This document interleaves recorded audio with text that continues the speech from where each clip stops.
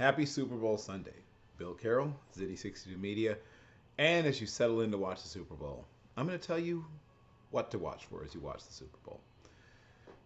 So, big plays on offense and defense, and of course, turnovers, right? Everyone talks about those. But I'm going to talk about what I call the other guys. And by the other guys, I mean the player that you aren't spending every moment preparing for, right?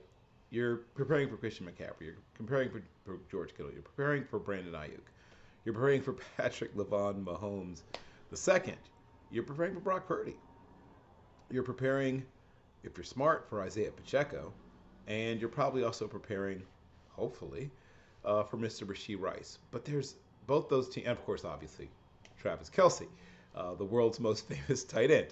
But there are other players on each team that I think will end up being important. And I'm going to start actually with the Chiefs defense. Chris Jones is going to see double teams and chips, and should see double teams and chips, and a lot of attention should be paid to him. And of course, on the other side of the ball, you're going to see Nick Bosa seeing double teams, chips, and special attention being paid. Can Chase Young for the 49ers emerge and have a big game? If so, that helps them. Could George Karlaftis have a breakout game, have a couple of sacks, a couple of bat downs, some important pressures?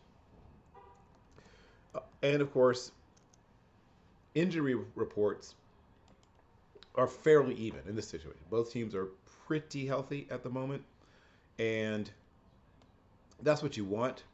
I mean, Joe Tooney being out is obviously the big one. And once you get beyond that, it's pretty even on both sides. Jerick McKinnon will be able to go. I think he's going to end up having to be one of the other guys. While Isiah Pacheco is obviously the main back for the Chiefs, he runs extremely hard, and is the kind of guy that feels like, he's going to need to be spelled just only because of just how hard he runs. Chris Jones has had full practices except for, the earliest day of the week. Richie James has had full practices all but one day. McKinnon had to be held to limited practices but is back. Sky Moore has been practicing all, with one exception, full weeks. Isiah Pacheco was limited earlier, but he's fine. Rashee Rice is fine. He had an ankle, but he's fine. Of course, someone who's been on IR has been Prince Diawanago. But was able to practice fully. L'Jarius Sneed was able to practice fully the last 3 days. And Clyde Edwards-Helaire limited until the second last practice, and was a full participant in the last practice. So that means that Nick Allegretti is one of those other guys. If Nick Allegretti has a great, and I mean great game, it helps. It helps a great deal. On the 49ers side, this is a team that probably needs to be the least perfect of any team that I've seen face the Chiefs. Most of the teams that face the Chiefs needed to be perfect or darn close to perfect to have a chance. This team, I think, just needs to be very good to beat the Chiefs. These are evenly matched teams. In terms of pure talent, the slight edge probably goes to the San Francisco 49ers. And last but not least, looking at just the rushing attacks of both teams, the obvious edge goes to, of course, the 49ers. They were the best running attacks in all of football. But we've also seen that they can be run on themselves. We saw what the Lions were able to get done. With McKinnon coming back from the groin and Isiah Pacheco, having been nicked up, just once again, his style of play leads to being nicked up a little bit. But they've got essentially all three of their top backs available. McKinnon leads a smaller committee, I guess one could say. The only players that they really miss that I thought might be real contributors would be Ronnie Bell. They had 6 players, on injury report. Chiefs had 10. The injuries themselves are not, for the most part, what you'd call decisive types of injuries. And then getting to the X's and the O's. these are two of the best on offense, two of the best play designers, and two of the best play callers in the league. And then on defense, I mean, there's been lately sort of a movement to talk about what a great defensive coordinator Steve Spagnuolo not only is now, but has been, and has been for quite some time.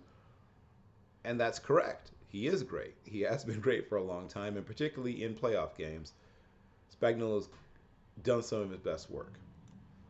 He will need to, without overcommitting to the run, because that's how you give up big plays to the 49ers, he'll have to contain their run game, not stop it. Stopping it, first of all, is not just unlikely, but impossible. The Chiefs will be missing Justin Ross, Kadarius Toney, LaMichael Pirine, Iko, Baldo, Boydo, B.J. Thompson, and Darius Harris.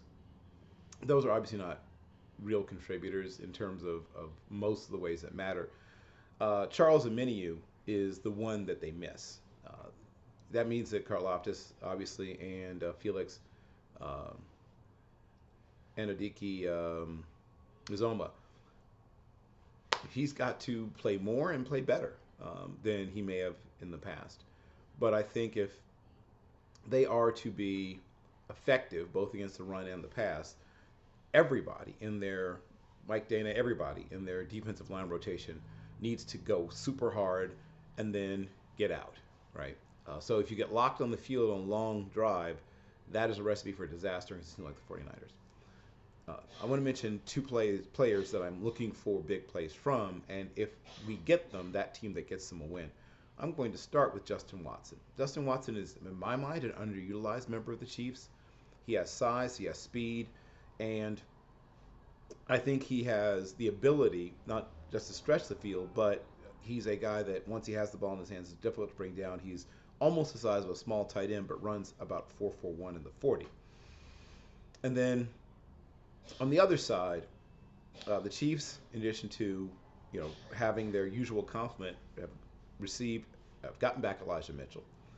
And I don't know if they'll do much of Pony or 21 personnel getting two backs on the field. But I think that if they do go split backs at times, that'll create some challenges because you're shifting all your attention, obviously, to Christian McCaffrey as well you want to. While Elijah Mitchell is, while not quite as talented, is closer than you might believe. And I think getting him in space against the other coverage player that would cover a linebacker, whether it be a safety or a linebacker, depending on what defense you're playing, getting Elijah Mitchell